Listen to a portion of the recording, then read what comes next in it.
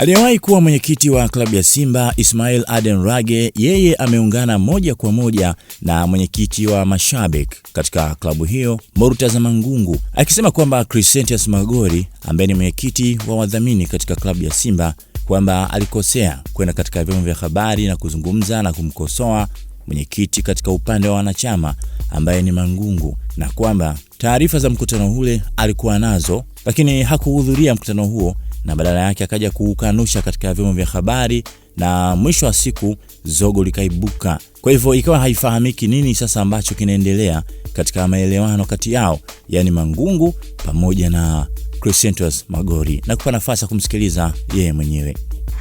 Maoni yangu ni kwamba mkutano yote ya Simba, uwe mkutano mkuu, uwe mkutano wa dharura, iwe wanachama wameomba, mwenye mamlaka ya mwisho ni mwenyekiti wa klabu ya Simba, na mwenyekiti wa klabu ya Simba ni Mheshimiwa Mangungu. Kwa hiyo kwa mujibu wa katiba ya sasa, Mangungu atafanya mashauriano na bodi, lakini katiba inampa mamlaka ya kuchagua mpaka wajumbe wa wadhamini. Yeye atatoa majina ya wadhamini na wajumbe wa mkutano, aidha mkutano mkuu au mkutano mkuu wa dharura, wataunga mkono au watapiga mkono, hawatamuunga mkono. Kwa hiyo kitendo alichofanya Mheshimiwa Mangungu kama mwenyekiti wa Simba alifanya sawa kabisa, na hasa ukiangalia kwamba alikuwepo kaimu mkurugenzi wa wanachama Hamisi Kisiwa ambaye alisimamia na ameripoti, walikuwa wanachama zaidi ya 670.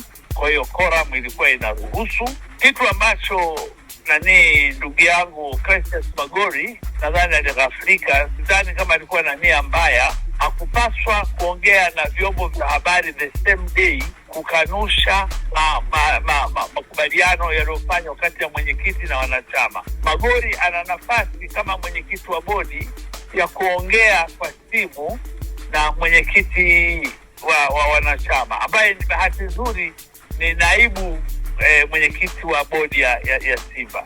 Na Simba kwa sasa hivi ilivyo, kuna Simba Sports Club na kuna Simba Sports Company Limited, ambayo serikali imeshatoa maelekezo kwamba Simba waache mchakato uliokuwepo, na ndio maana umeona wameshindwa. Mchakato umechukua miaka 8, hakuna kilichofanikiwa.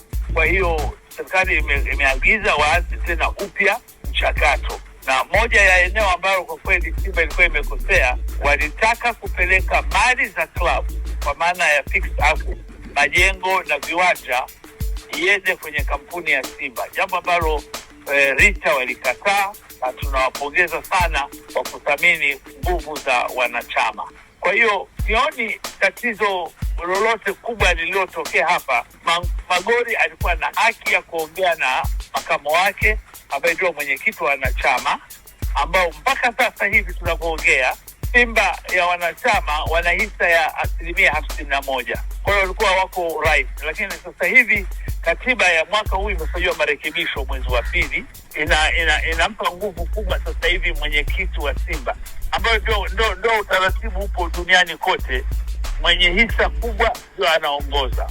Kwa hiyo mpaka dakika hii, kitu ambacho mimi ninaweza kuwashauri viongozi hao wakuu wawili, waache kulumbana kwenye vyombo vya habari, wakae, na nimesikia leo walikuwa na kikao cha bodi, nina imani watatoa tofauti zao, lakini mimi kama watasikia ushauri wangu, singependa hayo waliokubaliana leo watutangazie, waache tu sasa hivi.